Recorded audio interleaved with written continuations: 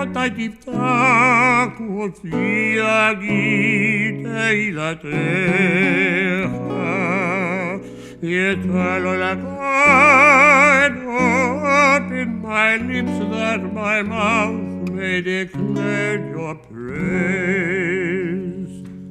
Baruch atah Adonai, Eloheinu, Elohei Avotenu, Elohei Abraham, Elohei Yitzchak, Elohei Yaakov, Elohei Sarah, Elohei Rivka, Elohei Leah, Elohei Rachel, Ha'el HaGadol HaGibor VeHarara, El HaElayon, Komel Chasadim Tovim וכל הכל, וזוכר חסדי אבות ואימהות, ומביא גאולה לבני בניהם למען שמו באהבה.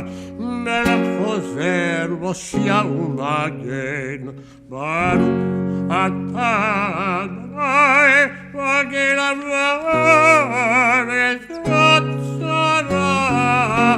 אתה גיבור לעולם אדוני, בחיי הכל אתה רב להושיע. מכלכל חיים בחסד, בחיי הכל ברחמים רבים, סומך נופלים ולפעים, ומטיל עצורים, ומקיים אמונתו על אישי ועפר. אני חמוך בעל גבורות ומדור מלך, מלך מביט ומחיים ומצמיח ישועה, ונאמן אתה להחיות הכל. ברוך אתה אדוני בחיי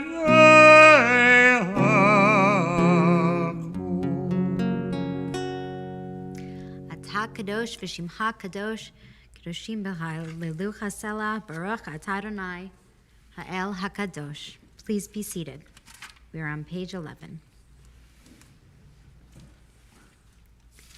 We read responsively. Our God and God of our ancestors, you respond individually to many ways in which we observe Shabbat.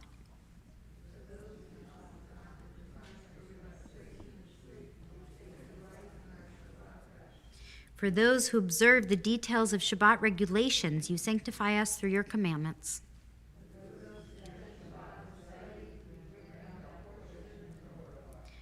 For those whose Shabbat is a day of celebration, you fill us with your bounty.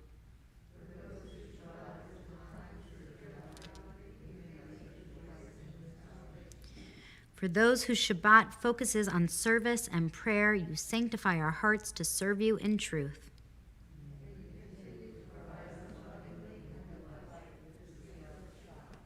And may all those who honor your essence find in it true serenity. Amen.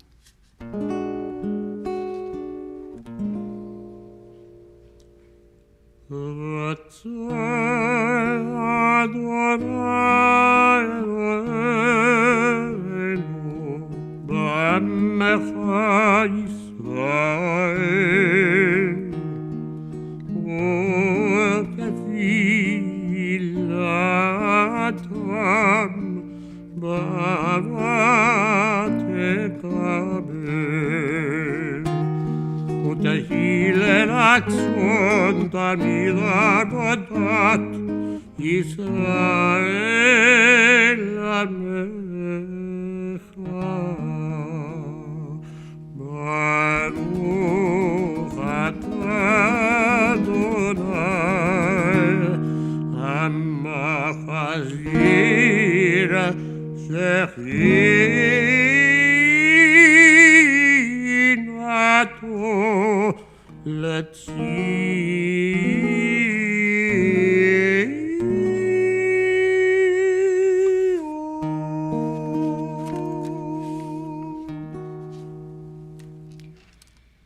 The insights of wonder must be constantly kept alive. Since there is a need for daily wonder, there is a need for daily worship. The sense of the miracles which are daily with us, the sense of the continual marvels, is the source of prayer. There is no worship, no music, no love, if we take for granted the blessings or defeats of living. The profound and perpetual awareness of the wonder of being has become a part of the religious consciousness of the Jew.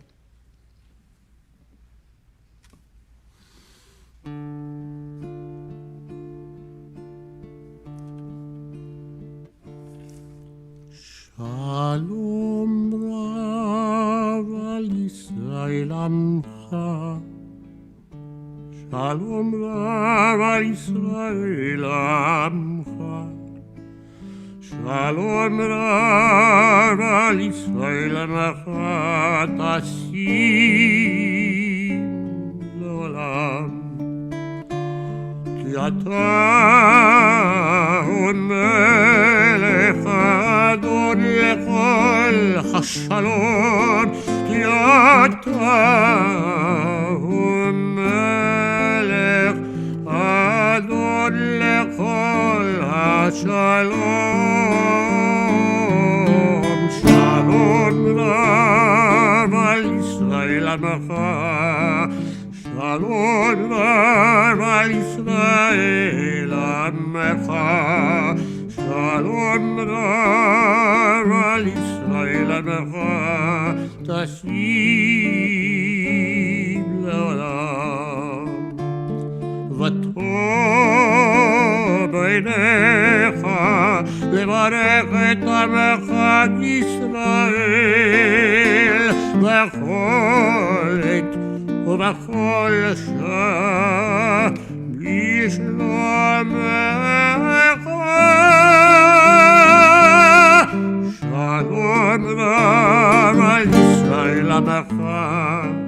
שלום רב על ישראל עמך. שלום רב על ישראל עמך. תשים לעולם. ברוך אתה אדוני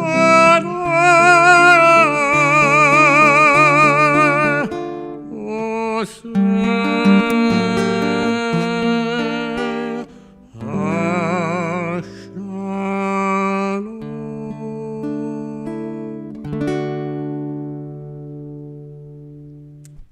Please take a moment now for the prayers and meditations of your hearts.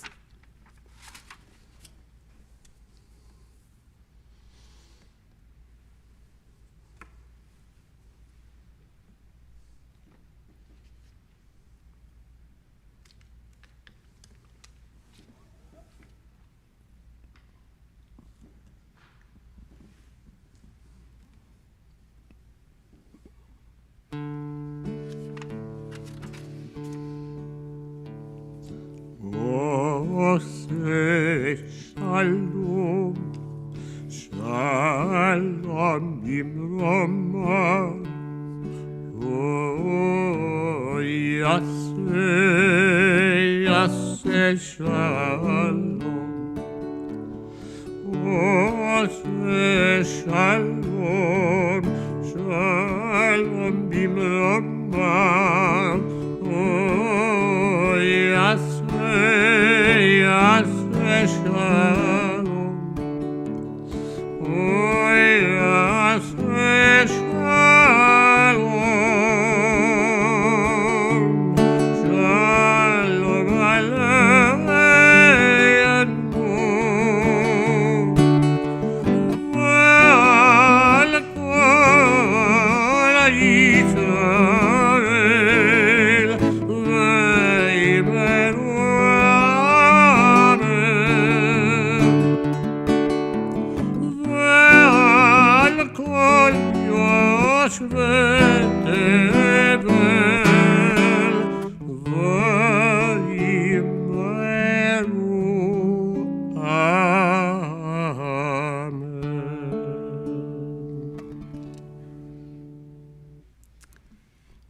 announcements, we offer a prayer for healing, a Mishaberach Lecholim, a prayer for those in need of healing of body, mind, or spirit. So I invite you now to bring to mind those who you know and love who are in need of healing. Focus your thoughts on them now or say their name out loud at this point. As a community, we also pray for Jay Berkowitz, Alan Bornstein, Freda Chalfin, Henry Finkel, Bruce Goldstein, Elliot Jablow, Sharon Napshin, Jill Rabina, Ursula Rothy, Ruth Schwartz, Adam Swerdlow, Ray Testa, Jim Wolfson, and Jane Zalkin.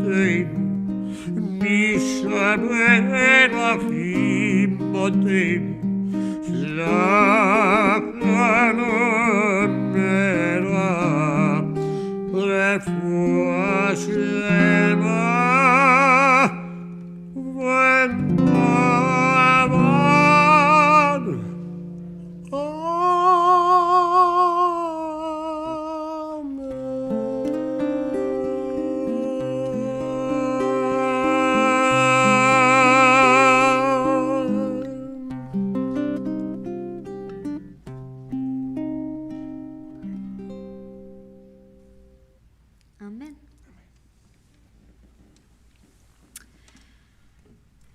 So my number is 75.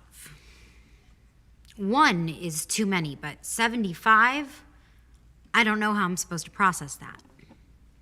I know you don't know what I'm talking about. You see, this morning, I took a survey on slaveryfootprint.org, and according to this survey, I have at least 75 individuals who are enslaved, who work in the process of making the products that I consume. Approximately 75 individuals have helped bring my food, my electronics, and my makeup to me without wanting so. This is terrifying. What's worse is that that number, compared to most Americans, is fairly low. Slavery is alive and well in our world today, and it's time we talk about this, and it's time we change this. Florida is the 3rd in the nation for human trafficking across the U.S., and we're sitting in one of the greatest problem areas in the state. And last week's Super Bowl only made the problem worse. Statistics tell us that an estimated 21 million individuals are caught in the cycle of human trafficking worldwide, and up to 50% of those are children. not simply children, but young children. The average age of entry into sexual exploitation is 12, with many starting as young as 9. Can you imagine that? We don't like to talk about it, but this is modern-day slavery, and it is unacceptable. Slavery, of course, is not a new phenomenon, though. One of the reasons I'm addressing it this Shabbat tonight is because our Torah portion addresses it this Shabbat. This week's Parashah Mishpatim begins with a series of laws about how to treat our slaves. At first glance, one may wonder why God allows a redeemed nation of former slaves to own slaves at all. But the fact is, slavery does exist in our world, and our Torah is trying to minimize it as much as possible by telling us that people deserve to be treated with dignity. As we read, we learn that the text is taking a practice that was in existence and striving to make it as kind and humane as possible. This fits with the greater narrative of the book of Exodus, of course, which contains in it the story of our ancestral captivity and escape, and teaches that we must not only recall this time in our history, but teach our children that we too were there.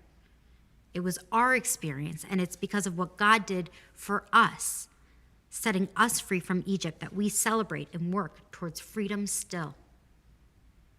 This is one of the foundational narratives of Jewish identity. We take this story and we bring it to life in Torah study, holiday practice, and daily worship. The reminder that we were once slaves in Egypt serves as a neon sign flashing, grabbing our attention, reminding us that we must always work for the cause of freedom. It compels us to participate in the fight against modern slavery. This tradition obligates us to be modern-day abolitionists. We can do this by learning the signs of human trafficking and reporting it when we see it. We can do this by helping to raise awareness of the issue so that others can also be advocates with eyes and hearts wide open. And we can work to make sure our entire country puts important regulations and actions into place that help free the victims and punish the captors. Most importantly, we need to stop pretending that we, us in this room and those of us watching online, that we have nothing to do with the problem. 75 was my number. What's yours? Rabbinic literature regularly reimagines the creation of the world, and in one particular story discusses the deep waters which flow beneath the surface of the earth, focusing on the water which sits directly above Gehenna, the imagined Jewish place where souls are either punished or purified in the first year after death. It teaches that the warm water which flows from there, from Gehenna, brings pleasure to people on the surface of the earth. Rabbi Gordon Tucker uses this story to emphasize the role we all play in modern-day slavery. He teaches that the rabbis were reminding us to be aware of the fact that the pleasures of many of our paradises are often situated right above somebody else's hell and are made possible by those hells. Rabbi Tucker continues, this is one of the important truths of our time. Slave labor is present in the supply chain of many items we take for granted, and the demand for cheap food and endless and expensive goods enables wages to be pushed ever lower and working conditions made even more intolerable. This is an almost unbearable reality to which most of us are blind. Our clothes, our furniture, and our food come to us thanks to slave labor, underpaid and imprisoned individuals around the world who make our affordable goods available to us. This is our problem, which means it needs to be our fight. Not simply because our dry cleaners, massage parlors, and nail salons might be utilizing forced labor without our knowledge. Not simply because we want cheap tomatoes on our fast food and don't think about the workers who made it possible. And not simply because this is happening all around us, but because our biblical narrative of slavery teaches us to fight for freedom. I've mentioned it before, the Torah commands us 36 times to love and protect the stranger and the vulnerable and the exploited. Judaism requires that we treat workers fairly, paying them immediately and offering good working conditions. And there are rabbinic prohibitions against buying goods that have been produced unethically. And the mitzvah of redeeming the captive is an incredible and holy endeavor that saved many in our community at other times in our history. And even if none of those other reasons existed, we would still need to help victims of trafficking because we know each and every human being is created in the image of God. We are all B'Tselem Elohim. We are all special and holy and important, and none can be made less valuable than another. So what do? First and foremost, we learn to spot the signs of human trafficking. Then we report it and any possible instances of it. Next, we figure out how we can make a difference by researching a bit about the things we buy and the places we shop. I encourage everyone to go to slaveryfootprint.org and find out approximately how many slaves work for you, helping you to live the life you enjoy. Then start working to lower that number. Encourage companies to monitor and address slavery and child labor in their supply chains. And use your purchasing power to reward those companies who are part of the solution. Isaiah 1:17 declares, "Learn to do good, seek justice, relieve the oppressed, bring justice for the orphan, seek defense for the widow." It's time to listen to these prophetic words. It's time to relieve the oppressed. It's time to end slavery once and for all. I believe we can make a difference, but only if we work together. So let's get started. Shabbat Shalom.